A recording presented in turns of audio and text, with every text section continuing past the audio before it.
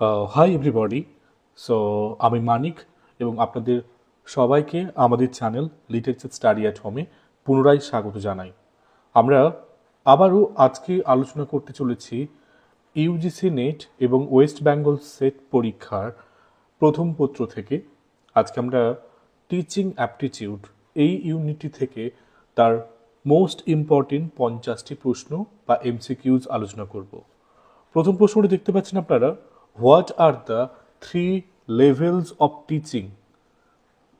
শিক্ষার 3টি স্তর কি? আর what are the 3 levels of teaching?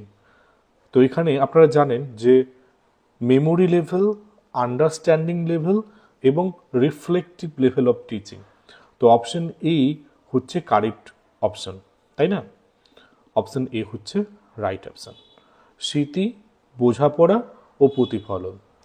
দ্বিতীয় প্রশ্ন আসবো, which is not a characteristic of adolescent learners? বলছে নিচের মধ্যে কিশোর শিক্ষার্থীদের বৈশিষ্ট্য নয় কোনটি? অর্থাৎ কিশোর শিক্ষার্থীর বৈশিষ্ট্য নয় চেয়েছে, বৈশিষ্ট্য কি চায়নি, কোনটা বৈশিষ্ট্য নয়? অবভিয়াসলি দেখুন, ল্যাক অফ কগনিটিভ ডেভেলপমেন্ট অর্থাৎ জ্ঞানীয় বিকাশের অভাব, এটা কিন্তু অ্যাডোলেসেন্ট লার্নারদের এটা কিন্তু ক্যারেক্টারিস্টিক নয়। অর্থাৎ সেই মুহূর্তে জ্ঞানের কিন্তু বিকাশের অভাব ঘটে না, বরং অভাব পূরণ হয়ে যায়। Next, what is the primary objective of reflective teaching? Reflective মানে আমাদের পড়াশোনার পরে পড়াশোনাটাকে আমরা প্রতিফলন করতে পারি। অর্থাৎ এখানে শুধুমাত্র মেমোরাইজেশন করি না, বরং এখানে আমাদের ক্রিটিক্যাল থিঙ্কিং এর পাওয়ারটা ডেভেলপ হয়। তাই অবশ্যই আমাদের অপশন বি হচ্ছে রাইট অ্যান্সার। অর্থাৎ আমরা সমালোচকমূলক চিন্তা এবং বিশ্লেষণ করতে পারি। পরবর্তী প্রশ্ন, which factor is not related to the teacher in affective teaching? বলছে শিক্ষাদানে শিক্ষকের সাথে সম্পর্কিত নয় কোন বিষয়টি? অর্থাৎ কোন বিষয়টি একজন শিক্ষক শিক্ষাদানের সময় মাথায় রাখে না? সেটা হচ্ছে ফিজিক্যাল ইনফ্রাস্ট্রাকচার, অর্থাৎ ওই ক্লাসরুম বা শ্রেণীকক্ষে ওই কি কি আছে, কি কি, কেমন বিল্ডিং, কেমন ওখানকার ভেতরে আলো, এইসব কিন্তু তুমি তার মাথায় রাখেন না। নেক্সট, 5 নম্বর প্রশ্ন, what does Swayam stands for? Swayam কথার অর্থ হচ্ছে study waves of active learning for young aspiring minds. মাথায় ঢুকিয়ে নেবেন, সোয়ামের পুরো নাম study waves of active learning for young aspiring minds. 6তম প্রশ্ন, which is a learner centred method? এদের মধ্যে কোনটি শিক্ষার্থী কেন্দ্রিক একটি পদ্ধতি? লার্নার সেন্টার্ড মেথড সবসময় লার্নারদেরকে সেলফ ডিপেন্ডেন্ট করে তোলে, আর তা কিন্তু সম্ভব দলগত আলোচনা বা গ্রুপ ডিসকাশনে। 7 দাগের প্রশ্ন, হুইচ ইজ এ কি ক্যারেক্টারিস্টিক অব অ্যাডাল্ট লার্নার্স? প্রাপ্তবয়স্ক লার্নাররা তারা সর্বদা কিন্তু সেলফ ডাইরেক্টেড হয়, অর্থাৎ নিজস্ব স্বনির্দেশিত পথে তারা চলতে তারা পছন্দ করে। সো এখানে 7 থেকে অপশন বি হচ্ছে correct answer. Which of the following, নিচের মধ্যে কোনটি অ্যাফেক্টস দ্য লার্নিং এনভায়রনমেন্ট? অর্থাৎ নিম্নলিখিত কোনটি শিক্ষার পরিবেশকে প্রভাবিত করে? শিক্ষার পরিবেশকে প্রভাবিত করে অবশ্যই ক্লাসরুমটা কেমনভাবে ডিজাইন করা হয়েছে। তাই শিক্ষার পরিবেশকে প্রভাবিত করে ক্লাসরুম ডিজাইন। তারপরে 9ম প্রশ্ন, what is the purpose of CBCS system? Choice base system, credit system, এর লক্ষ্যটা কি বা এর উদ্দেশ্যটা কি? চেষ্টা করা হচ্ছে একটা ফ্লেক্সিবল কোর্স সেকশন তৈরি করার, সিবিসিএস এর প্যাটার্ন ছিল। নেক্সট আসবো 10 নম্বর প্রশ্ন, what is A traditional teaching support system? প্রথাগত প্রচলিত শিক্ষাগত সহায়তা পদ্ধতি নিচেরগুলির মধ্যে কোনটি? যদি আমরা হোয়াইট বোর্ড ইউজ করি, যেখানে আমরা পেন দিয়ে লিখব, মার্কার দিয়ে লিখব, এগুলো কিন্তু ট্র্যাডিশনাল। 11তম প্রশ্ন, which evaluation type focuses on continuous assessment, অর্থাৎ যে মূল্যায়ন ক্রমাগত মূল্যায়নের উপরে জোর দেয়, অর্থাৎ নিরন্তর চলতেই আছে, এটাকে আমরা বলি ফর্মেটিভ ইভালুয়েশন বা গঠনমূলক মূল্যায়ন। 12তম প্রশ্ন, which of the following is an example of an ICT based teaching tool, নিম্নলিখিত কোনটি আইসিটি ভিত্তিক শিক্ষণ সরঞ্জামের উদাহরণ? অবভিয়াসলি আমরা যেটুকু দেখতে পাচ্ছি, অনলাইন কুইজ প্ল্যাটফর্মটা হচ্ছে যেখানে আমরা আইসিটি কিন্তু ইউজ করতে পারি। What is the primary focus of summative evaluation? আমরা জানি সামেটিভ ইভালুয়েশন সাধারণত একটা কোর্সের শেষে হয়ে থাকে। সো এই জন্য আমরা বলতে পাই যে কোর্সটি কমপ্লিটের পরে আমরা কিন্তু সার্টিফাইং পাই, অ্যাচিভমেন্টের অর্জনগুলির একটা প্রত্যয়িত করা যায়। নাও 14 প্রশ্ন, what is a major advantage of MOOCs? Major advantage of massive open online course কি হতে পারে? অবভিয়াসলি এটি কিন্তু আমাদের টাকা বাঁচায়, কস্ট ইফেক্টিভস, খরচ খুবই কম হয়ে থাকে। হুইচ ইজ এ কি রিকোয়ারমেন্ট? এদের মধ্যে সবথেকে কোনটি প্রয়োজন? অফ রিফ্লেকটিভ টিচিং, প্রতিফলনমূলক শিক্ষার জন্য কিসের প্রয়োজন? অবভিয়াসলি আমাদেরকে ক্রমাগত অবশ্যই সময়ের সাথে সাথে সেলফ ইভালুয়েশন করতে হবে, ক্রমাগত স্বমূল্যায়ন প্রয়োজন। 16 প্রশ্ন, হুইচ অফ দ্য ফলোয়িং, নিচের মধ্যে কোনটি best describes flipped learning? Flipped learning যেখানে ফিজিক্যালি আমরা পরীক্ষা দিতে পারবো আর ক্লাস করতে পারবো অনলাইনে, এইরকম একটা প্যাটার্ন থাকে সাধারণত। তো এখানে which of the following best describes flipped learning? Flipped learning সুবিধা করে দিয়ে থাকে প্র্যাকটিস ডিউরিং ক্লাস, আর যেটা লেকচার অ্যাট হোম, যেটা একটু আগে বললাম, আমি ব্যাখ্যা করলাম, অর্থাৎ ক্লাসে আমরা অনুশীলন করব আর বাড়িতে সেটাকে পড়াশোনা করব। 17 প্রশ্ন, which factor significantly influences learner motivation? শিক্ষার্থীদের প্রেরণাকে উল্লেখযোগ্যভাবে প্রভাবিত করে কোনটি? কোন ফ্যাক্টরটি শিক্ষার্থীদেরকে প্রেরণা যোগায়? Obviously quality of the instructional materials. আমরা পড়াশোনা করি যে উপাদান দিয়ে, সামগ্রিক উপাদানটি যদি কোয়ালিটিপূর্ণ হয় তখনই কিন্তু আমাদের মধ্যে প্রেরণা আসে। What is the major goal of the CBCS system in higher education? উচ্চশিক্ষায় সিবিসিএস সিস্টেমের কাজ কি? উচ্চশিক্ষায় সিবিসিএস সিস্টেম কি করেছে? একটা ইন্টারডিসিপ্লিনারি একটা লার্নিংয়ের চেষ্টা করেছে, যেখানে একসাথে সব বিষয়, যে বিষয় আর্টসের ছেলেরা পড়তে পারতো না বা ম্যাথের বিষয় পড়তে পারতো না, তারা কিন্তু সিবিসিএস সিস্টেমে তারা কিন্তু সাহিত্যের বিষয়ও পড়তে পারে, আবার একজন আর্টসের ছাত্রছাত্রী কিন্তু সায়েন্সের বিভাগও পড়তে পারে।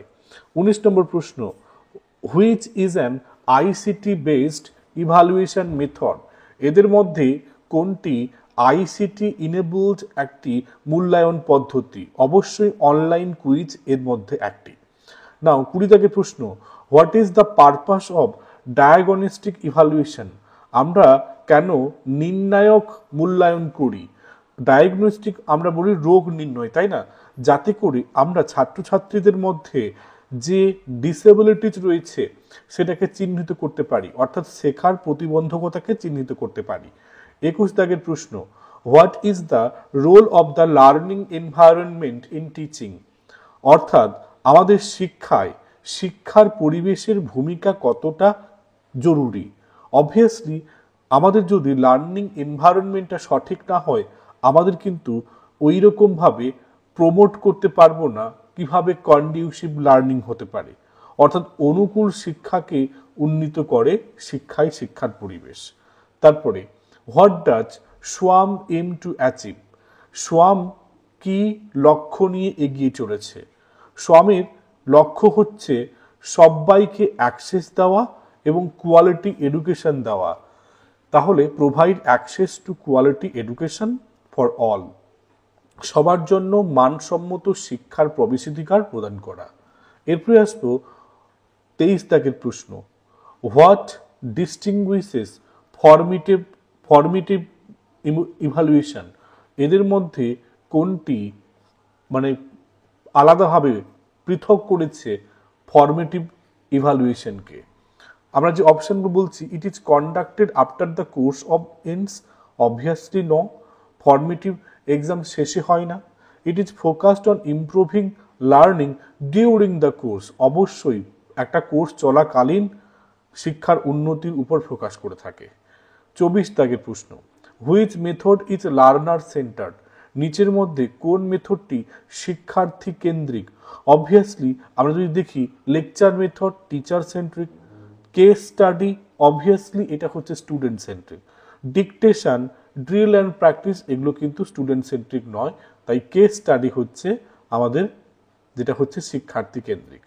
What is a modern teaching support system, আমরা নিচে অপশনগুলি পাচ্ছি, এর মধ্যে কোনটি আধুনিক শিক্ষায় সাহায্যকারী উপাদান হিসাবে স্বীকৃত পেয়েছে? অবভিয়াসলি আধুনিক টিচিং সাপোর্ট হিসাবে রিসেন্টলি হয়ে যাওয়া সব থেকে বড় যেগুলো, এগুলো ওভারহেড প্রজেক্টের আগে থেকে ছিল, ফ্ল্যাশ কার্ডস চকবোর্ড ছিল, কিন্তু ভার্চুয়াল রিয়ালিটি ক্লাসরুম এটি কিন্তু একটা লেটেস্ট একটা প্যাটার্ন বলা যেতে পারে। 26 থেকে প্রশ্ন, what is the primary goal of teaching English as a second language, দ্বিতীয় ভাষা হিসাবে ইংরেজি শিক্ষার প্রধান লক্ষ্য কি? আসলে এটি ডেভেলপ করে আমাদের ইংরেজিতে কথা বলার দক্ষতাটাকে, তাহলে ইংরেজিতে যোগাযোগ দক্ষতা বা ক্ষমতা উন্নয়ন করা এক কথায়। 27 থেকে প্রশ্ন, হুইচ অফ দ্য ফলোইং, নিচের মধ্যে কোনটি is an essential feature of collaborative learning, তো সহযোগী শেখার একটি মৌলিক বৈশিষ্ট্য কি?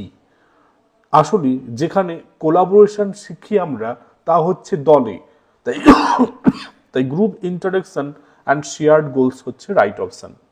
Question number 28, what does the term multimodal learning refer two?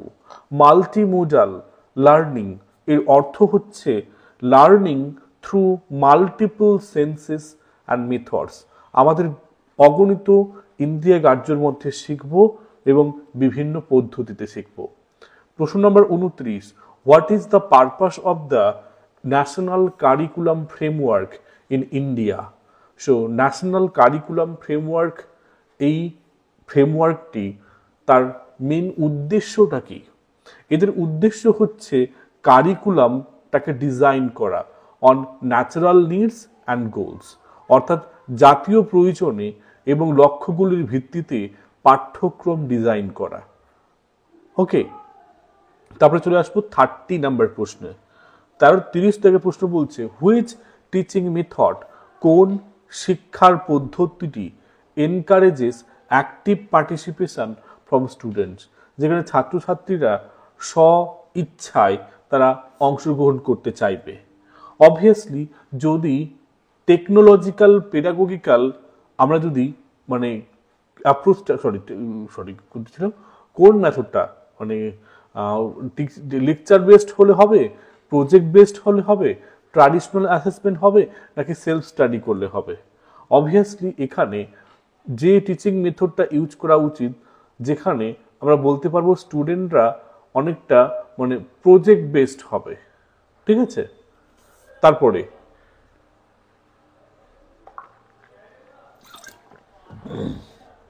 প্রকল্প ভিত্তিক শিক্ষা হলে পার্টিসিপেশন বেশি হবে।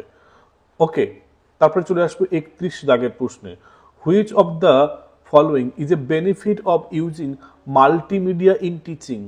শিক্ষাক্ষেত্রে যদি মাল্টিমিডিয়া আমরা ব্যবহার করি তাহলে কোনটা সুবিধা হবে? Okay, so which of the following is a benefit of using multimedia in teaching? So শিক্ষায় মাল্টিমিডিয়া ব্যবহারের সুবিধা কোনটি?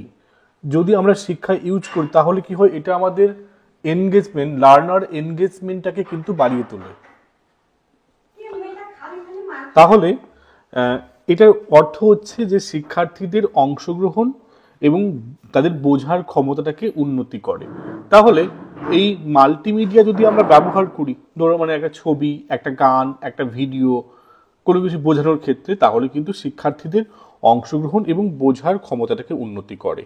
এবার আসো 32 দাগের প্রশ্ন, what is the role of formative assessment in a classroom? এটি পূর্বেও আলোচনা করে এসেছি। ফর্মেটিভ এবং সামেটিভের মধ্যে পার্থক্য একটাই, ফর্মেটিভ হচ্ছে অন্তর্বর্তীকালীন আর সামেটিভ হচ্ছে শেষে। তাহলে ফর্মেটিভ অ্যাসেসমেন্টটা করলে কতটা ভালো হবে আমাদের দেখুন। তাহলে আমরা কিন্তু স্টুডেন্টদের প্রোগ্রেসটা ওই কোর্স চলাকালীন করতে পারি। তাতে কি হয়, কতটা শিখছে আমরা খুব খুব তাড়াতাড়ি বুঝতে পারি, তাই না?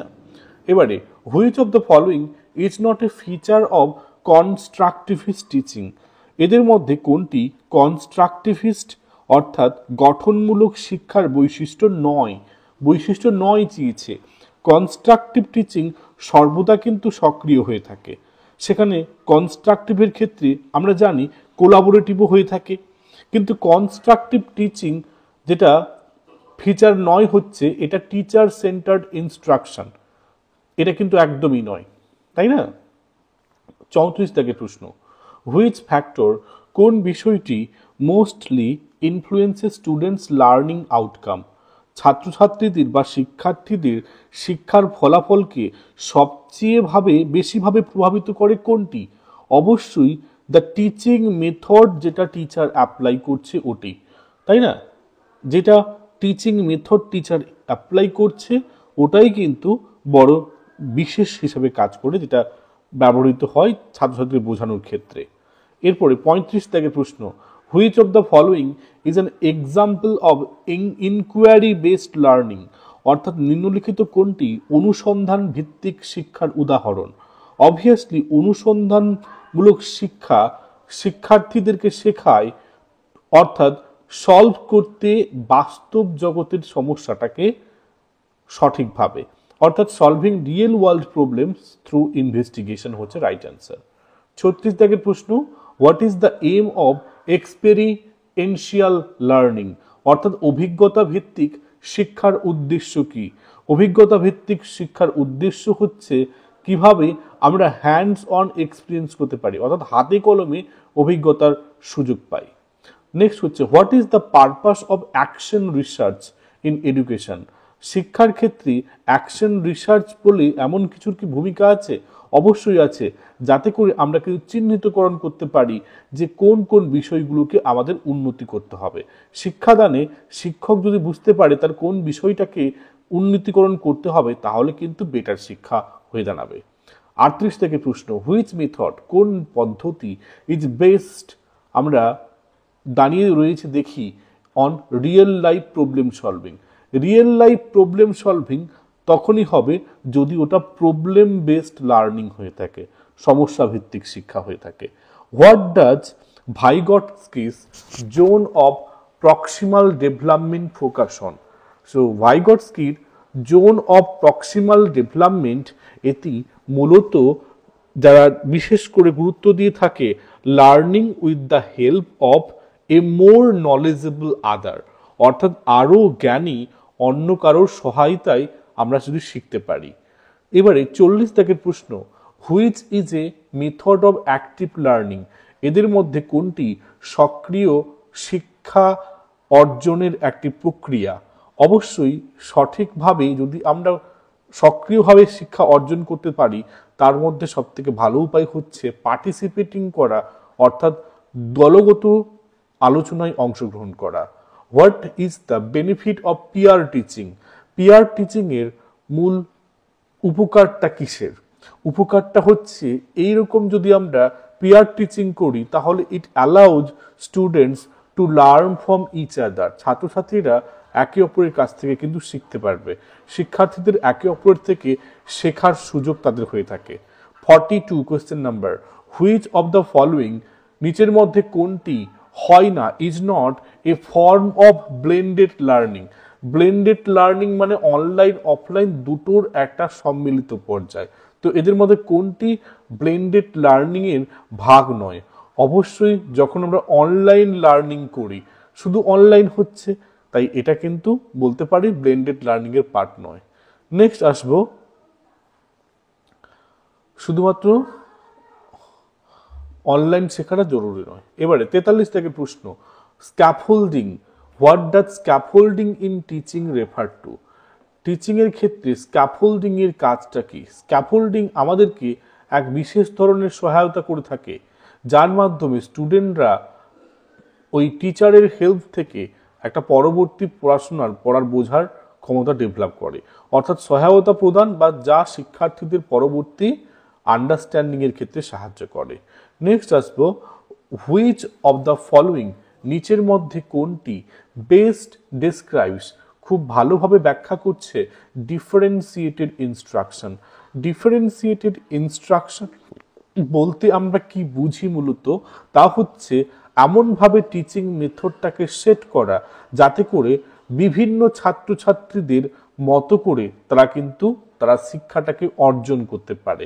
তো এক কথায় এমনভাবে করা tailoring teaching methods to meet diverse students needs, অর্থাৎ বৈচিত্র্যময় শিক্ষার্থী প্রয়োজনীয়তাকে পূরণ করার জন্য শেখানোর একটা কৌশল বলা যেতে পারে। 45 থেকে প্রশ্ন, what is the primary characteristic of A learner centred classroom? অর্থাৎ শিক্ষার্থী কেন্দ্রিক ক্লাসরুমের প্রধান বৈশিষ্ট্য কি? এখানে অবশ্যই ছাত্রছাত্রীরা অ্যাক্টিভলি পার্টিসিপেট করবে এবং তাদের মধ্যে শিক্ষা গ্রহণ এবং শিক্ষা প্রতিফলন ঘটবে। তাহলে শিক্ষার্থীদের সক্রিয় অংশগ্রহণ হচ্ছে একদম সঠিক উত্তর। 46 থেকে প্রশ্ন, what is the purpose of using ICT in teaching and learning? শিক্ষাক্ষেত্রে এবং শেখা দান বা শিক্ষা অর্জনের ক্ষেত্রে আইসিটি ব্যবহারের উদ্দেশ্যটা কি? তার উদ্দেশ্য হচ্ছে শিক্ষা যাতে করে অবশ্যই আরো আকর্ষণীয় এবং অ্যাক্সেসিবল হয়ে থাকে। তাহলে অপশন এ হচ্ছে রাইট অপশন। ওকে, শিক্ষাকে আমাদের আরো এনগেজিং এবং অ্যাক্সেসিবল করে তোলে। হুইচ অফ দ্য ফলোইং, নিচের মধ্যে কোনটি is an example of summative examination, অর্থাৎ যেটা অ্যাট দ্য এন্ড হয়ে থাকে? তাহলে is an example project based learning নয়, গ্রুপ ডিসকাশন নয়, কন্টিনিউয়াস পিরিয়ড নয়, তাহলে এ মিড টার্ম এক্সাম, এটাই একটি মধ্যবর্তী পরীক্ষা, তাই না? নেক্সট আসবো, which of the following methods, কোন মেথডটি of teaching is most suitable for promoting critical thinking? Critical thinking develop করার জন্য প্রত্যেককে প্রবলেম সলভিং ডিসকাশন করতে হবে, সমস্যা সমাধানের আলোচনা করতে হবে। What is the benefit of using gamification in education? শিক্ষাক্ষেত্রে আমরা খেলাধুলা বা গেমিফিকেশনের ব্যবহারের কারণটা কি বা সুযোগটা কি? আসলে এই যদি আমরা গেমিফিকেশনের মাধ্যমে করি তাহলে কিন্তু পড়াশোনাটা না অনেকটা এন্টারটেইনিং হয়ে যায়, তাহলে it makes learning more entertaining. আজকের শেষতম প্রশ্ন, হুইচ অফ দ্য ফলোইং, নিচের মধ্যে কোনটি is an advantage of using blended learning in higher education? উচ্চশিক্ষায় আমরা ব্লেন্ডেড লার্নিং ব্যবহার করলে আমরা কি সুবিধা পাবো? সুবিধা অনেক রয়েছে, কারণ এর ফলে ফ্লেক্সিবিলিটি বাড়ে। অনেক ছাত্রছাত্রী যারা পড়া দিতে পারতো না, করতে পারতো না, বিভিন্ন রকম বাধা বিপত্তির কারণে তারা কিন্তু এখানে পড়াশোনা করতে পারবে। ঠিক আছে, তাই blended learning is obviously good. Clear? তো তাহলে বলতে পারা যায় মোটামুটি 50টা প্রশ্নের আলোচনা আপনারা শুনতে পেলেন, বুঝতে পারলেন বা জানতে পারলেন। এবারে আপনাদের মধ্যে যদি কোনো প্রশ্নের যদি মনে হয় উত্তরটি ডিফারেন্ট হতে পারে, অবশ্যই কমেন্ট বক্সে জানাবেন। আপনাদের উত্তরের অপেক্ষায় থাকবো যদি আপনাদের উত্তরের মধ্যে যৌক্তিকতা থাকে। ধন্যবাদ সবাইকে, ভালো থাকবেন। আপনাদের সাথে পরবর্তী MCQ সিরিজ নিয়ে আবার দেখা হচ্ছে।